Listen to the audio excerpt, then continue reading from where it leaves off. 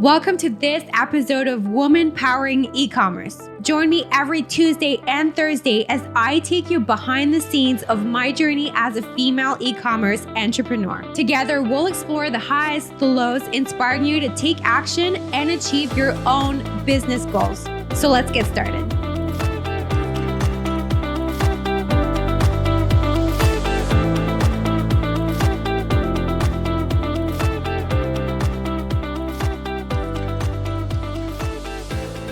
So what are we going to talk about today? I really want to talk about shipping costs. And that's because when I started my e-commerce business, we started shipping internationally and we realized that shipping can become an issue pretty quickly. For example, we were shipping from Canada to Australia. So let's say we were shipping a $30 bottle. And we're in the pet health industry. So of course, our customers, when their pet has a health issue, well, of course, they want to have something to solve their pet's problems very quickly. This means they were willing to pay up to $70 in shipping for a product as low as $30 of value. So that's a lot. That just shows you how much they value the quick shipping. And here's what happened. It arrived late sometimes, and our customers made us responsible for it because, that makes sense. They're not going to blame the carrier. They're going to really make the company responsible for it, which is normal. So as a company, put it this way, you have a $30 sale. A customer paid $70 shipping.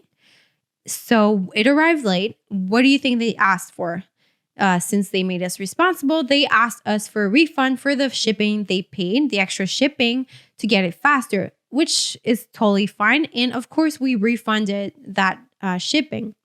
But that really puts us, the bottom line is definitely negative there. So that just became a problem, and we were seeing that more and more frequently. So we just decided to see, is there anything that we can do with it? Is there a solution to our problem? We cannot be a viable company if we're going to have to refund high shipping fees like that for a very small product that we sold. That will definitely not make us profitable.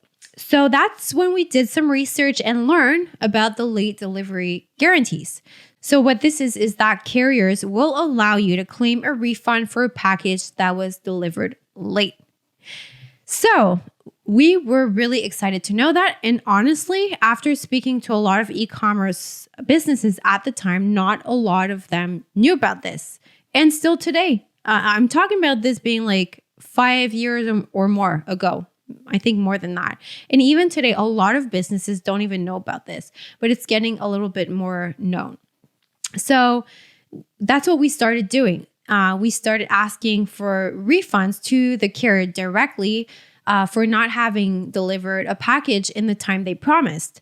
That way, if a customer asked us to refund a shipping fee they paid for extra to get it more quickly, then we could just turn back to the carrier and ask them for the refund. So we started doing that, and then we learned that there are actually many more other saving opportunities with shipping. So I don't know where you're listening from, but in Canada, the shipping fees are really, really high. If we're going to compare, for example, to the US, it's not even competitive. So if we're going to want to grow as a business, but have to put so much money and inject so much money in shipping, that just doesn't leave us this whole other budget for marketing. We can re-inject a lot of money that we would use in shipping elsewhere, like maybe in the US. The US companies have that maybe luxury, I would say, that we don't have for this portion. But that doesn't mean there is not a solution. And we found that. We actually found the solution. There are so many saving opportunities with shipping. Businesses need to learn this. They really do. So, like I said, when we learned about this, we were over the top so much that we decided to create a whole company out of this, just because we realized that so many businesses could benefit from knowing this. we really needed to, we felt that we needed to educate other businesses. And while doing that, why not turn it into a company? So why is what I'm saying important to you? Why do I really want to share this with you today and make sure you understand this? It's because every penny that you do not spend on shipping, you can reinvest in something far more beneficial. For example, marketing or sales or a new employee that you really need to grow your business. Okay, so putting more money in shipping will not do anything more for you and cost you more money. But if you can take that, anything you can save from shipping and reinject it somewhere else, then you've got this. You're definitely winning at the end of the day. So what I want to share with you today is 4 ways you can save on shipping. And I feel that those 4 ways are actually the 4 best and easiest ways to save on shipping. And that has helped us up till now. Did you know you can get a refund for all the late shipments from your e-commerce business? Yes, keeping your carriers accountable for their shipments is possible. With Buster Fetcher, you can get all the available refunds you have by creating an account in less than 5 minutes. Visit busterfetcher.com and discover an effective way to reduce your next shipping invoice. So number 1, the one I first discovered, the one that we first started doing for other businesses too, and the one that's the most common, I would say, is late delivered packages. So many entrepreneurs just don't realize how much of their shipping costs they can claim for a refund if delivered late. So some businesses will try and track their late packages on their own. So they'll take all the tracking numbers and see which ones arrive late. And if one package arrived late, they can actually claim the refund. But do you have an idea how long this takes? This is like it takes an employee on its own, like full time to do this. So it really has to be worth it. And the thing is that if you have a human that does it, there will be mistakes. They will miss out on some opportunities they didn't even know. And let me add to that, holidays.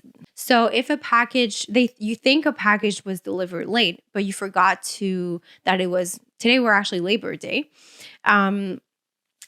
It was Labor Day. So that adds an extra day to the official delivery date. And so you're just wasting some time. Your employee might think, okay, well, it arrived late. Then you'll get a response back saying it wasn't. So you can see it can get very complex and long for no reason. So that's why we delivered a delivery tracking system that is far more effective. And we learn as we go. We'll learn some exceptions. So we add that to our system. So we have a whole team of developers optimizing our system every day. So we are not missing out on a lot of opportunities this way. We're just constantly optimizing and getting better and better results. So you have no control over delivery timelines. However, you have control over refund claims that you are entitled to for each late delivery. So please, please, please do me a favor, track those. You can do it on your own, yes, but I'm telling you, it's going to take a long time, but it's still worth it to a certain point.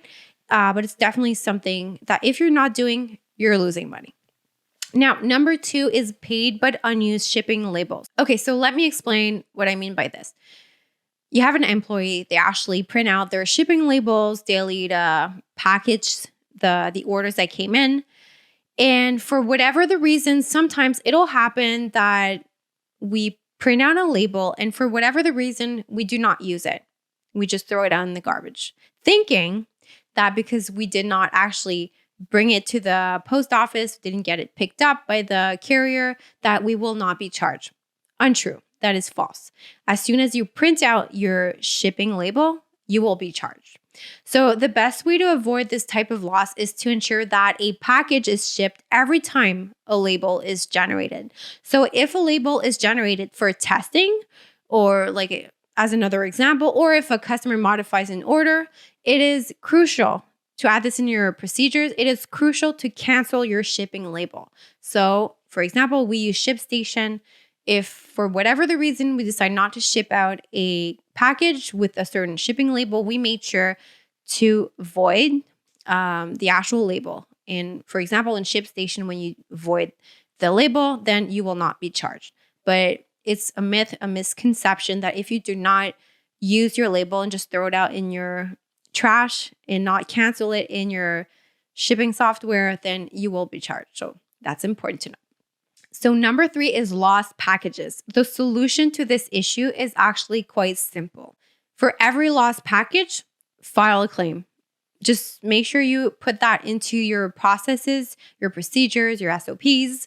As soon as you have a lost package, file the claim, because usually there's always a basic insurance for lost packages that are included for every shipping label.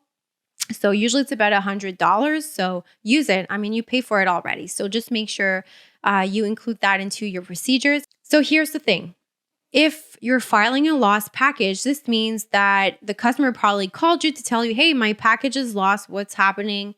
And most of the time, because we want to serve the customer really well, we'll just resend them a package, right? So here's what you got to know.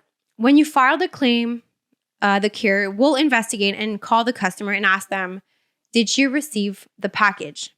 It's really important to specify in advance to your customer that when the carrier will probably call them or contact them and ask them if they received the package. Please be sure to tell them that it's not because they received the replacement package that they received the package. You should really specify to the customer that the carrier is actually asking about the original package. So even if they've received the replacement package in the meantime, you want to make sure that they mention that no, they did not receive the original one. That way, it'll allow you to get what you requested, which is your claim for the lost package. All right, so that's number 3. Now, last point, number 4, volumetric equivalent. That's a huge term. What does it mean? It took me a while to understand it, and I'll try and do my best to explain it. And in the end, it's very simple. So it's the dimensional weight, or like I said, volumetric equivalent. So it's basically the space that a box will take up. It's not the weight as in pounds, but it's actually the space that the box will take in the plane or in the actual truck, the FedEx, UPS, DHL truck. This system calculates the space a package takes up. That's what it is. That's what volumetric equivalent means. And this is actually very misunderstood by a lot of e-commerce companies, which means it leads to higher shipping costs.